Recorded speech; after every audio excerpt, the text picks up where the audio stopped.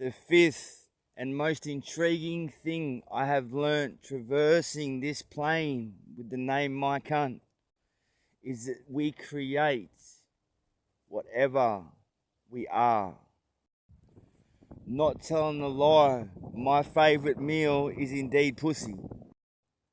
But to keep it real though, what brings me true divine joy is making love. Not the type of love that I've experienced with all of this salt from my lower nature, but true divine love. It's literally, you can love others as much as you love yourself. So the question is, in what way can I nurture my true divine feminine nature?